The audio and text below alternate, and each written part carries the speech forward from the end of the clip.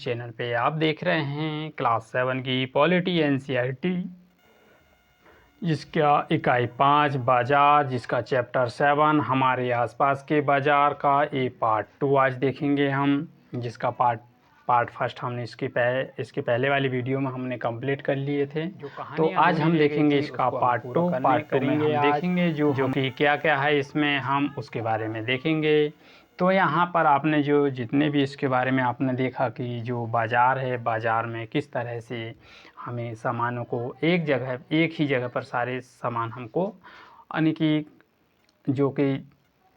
जो कि हमें बाज़ारों पे बड़ी आसानी से उपलब्ध हो जाता है। जैसे कि आप शहर में थोक विक्रेता यानी कि जो थोक बाज़ार का एक क्षेत्र होता है, किसमें, शहर में, जहाँ पर आपको वस्तुएं पहले से पहुँचती है और वे अन्य व्यापारी वर्ग में किस तरह से वह पहुँचती, मतलब कि छोटे छोटे व्यापारी में वह यानी कि जो सामान है वह किस तरह से पहुंचता है। जैसे कि सड़क के किनारे के दुकान एक छोटा सा व्यापारी है, जिसके बारे में आपने पहले भी पढ़ा है, जो कि बड़ी संख्या में प्लास्टिक का एक सामान शहर में क्या करता है, वह थोक व्यापारी है उसके पास ये मिलता है। जैसे कि आप देख सकते हैं इसमें कि जो आफताब शहर में बड़े और यह थोक व्यापारी, तो इसके बारे में आप देखेंगे।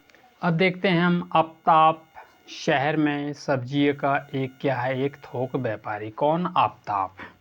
आफताब उन थोक व्यापारियों में से एक है जो बड़ी संख्या यानी बड़ी मात्रा में खरीदी करते हैं और उसका व्यापार सुबह 3 बजे से आरंभ होता है और समय सब्जियां बाज़ार में पहुंचती है और यहीं पर समय के सब्जियां बाज़ार या सब्जी मंडी में गतिविधियां धीरे धीरे करके वह तेज़ होती रहती है।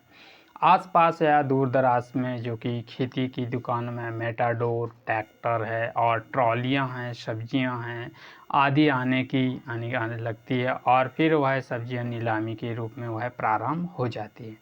आफताब उन पे इस नीलामी से शामिल होता है और सब्जियों को देखकर वह तय करता है कि आज को क्या खरीदेंगे। उदाहरण देकर एक 5 क्विंटल स्कूल यानी कि जो फूल गोभी, 10 क्विंटल प्याज खरीदते हैं और फिर शहर में एक गोदाम में वह इन सब्जियों को वह क्या करता है, एकत्रित कर लेता है और फिर उनको धीरे धीरे कर छोटे छोटे मार्केट में ले जाकर वह क्या फुटपाथ में जैसे कि उनको बेचता रहता है। कौन? आफताब। तो इसमें हम देखेंगे, आप देखेंगे खरीदता है और खरीद सकता है। हो सकता है कि यह बड़ा व्यापारी क्या जो कि थोक व्यापारी स्वयं ही सामान को खरीदता है। शहर का एक बड़ा थोक व्यापारी है जो कि प्लास्टिक सामान यानी कि कारखाने में से खरीदता और फिर उन्हें बड़ी गोदाम में रखता है और फिर तरह तरह की श्रृंखला में बनाता है और फिर वह सामान को खरीदते हैं और फिर यहाँ पर ध्वनि नहीं होती है और फिर सामान को किस तरह किन किन चीज़ों के पास होकर पहुँचता है।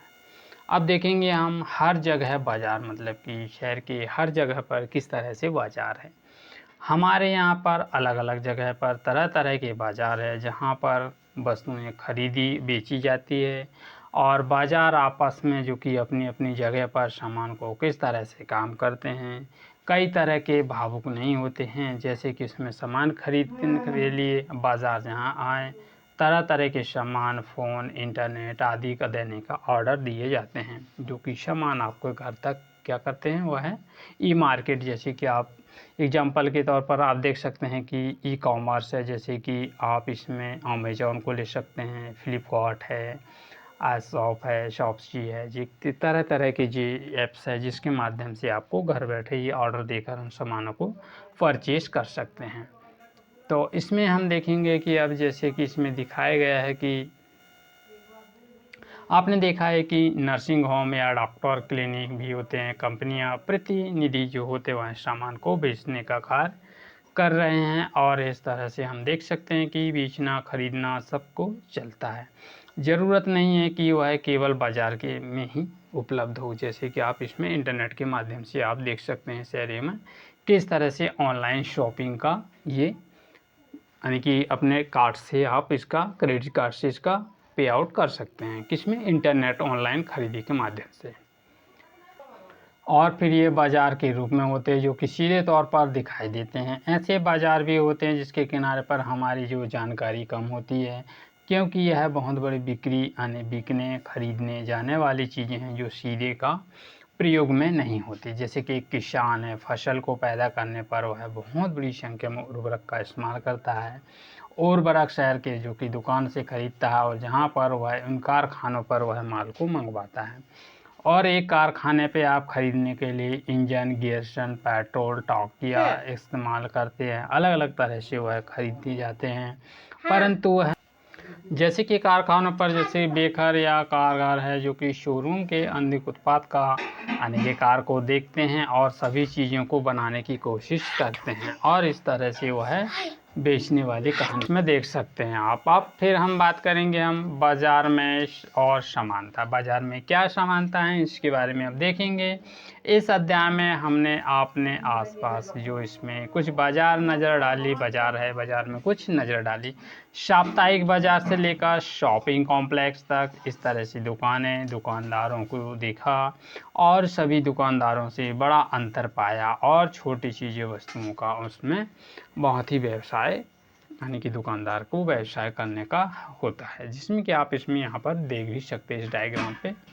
तो अब हम देखते हैं कि ये शॉपिंग मॉल है। शॉपिंग मॉल में तरह तरह के वस्तुएं मिलती हैं और ये लोगों का यहाँ पर आप देख सकते हैं कि ये शॉपिंग मॉल है। शॉपिंग मॉल में तरह तरह की वस्तुएं मिलती हैं और यहाँ पर जबकि दूसरी भी दुकान जो बड़ी पूंजी वाले खर्च कर सकते हैं और अपनी आमदनी अलग अलग होती है, जैसे कि साप्ताहिक बाज़ार, छोटे दुकानदार, शॉपिंग कॉम्प्लेक्स, व्यापारी बहुत ही इनको लाभ कमा पाता है। इस तरह सामान खरीदे की अलग अलग स्थितियाँ होती हैं। स्थिति के आधार पर और अपना सामान को ऐसे लोगों को या सस्ते में सस्ते मिलने हैं जिसमें सामान खरीदे पाने की स्थिति नहीं होती है, जबकि इसमें दूसरी ओर आप मालों में महंगे खरीदारी करने में व्यस्त रहते हैं। कहाँ पर तो आप इसमें हम देख सकते हैं कि जो शॉपिंग मॉल में कुछ सामान कैसे मिलते हैं, यहाँ ब्रांडेड सामान मिलते हैं और कुछ महंगे भी मिलते हैं।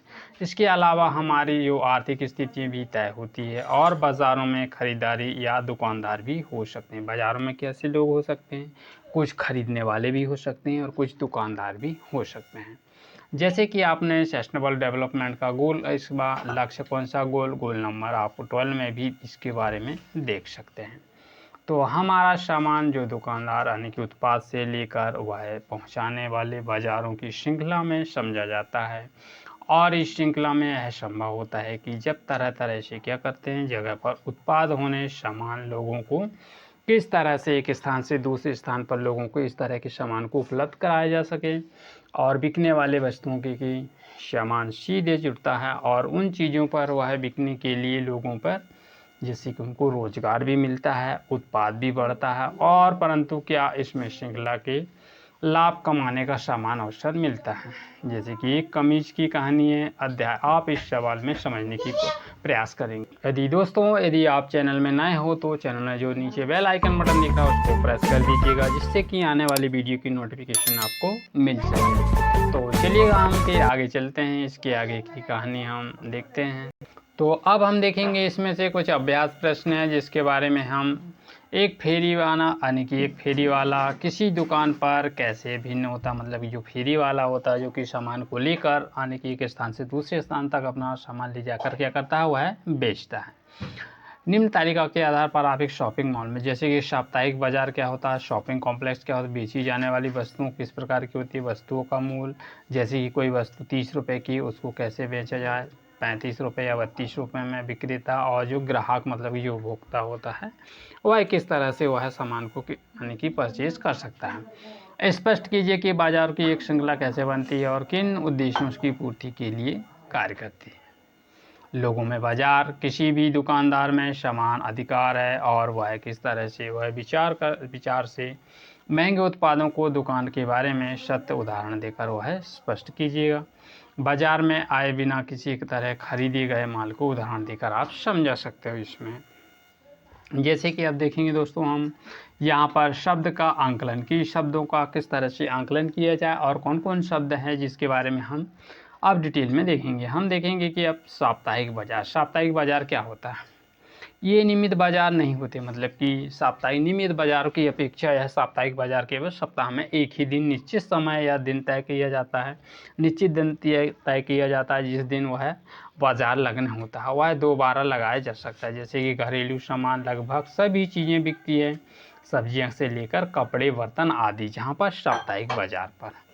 और फिर हम मॉल में आप देख सकते हैं कि यह चारों ओर घिरा हुआ है, सभी दुकान एक इस यहाँ पर मॉल मतलब कि मॉल एक बहुत बड़ा कॉम्प्लेक्स होता है जहाँ पर सभी दुकानों का एक सामान यहाँ पर एकत्रित रूप में एक ही स्थान पर उपलब्ध हो जाता है। जैसे कि सभी, जिसमें कि मंजिलें दुकानें होती हैं, रेस्तियाँ होती हैं, कभी कभी इसमें सिनेमा घर तक भी होता है, कहाँ पर, मॉल में।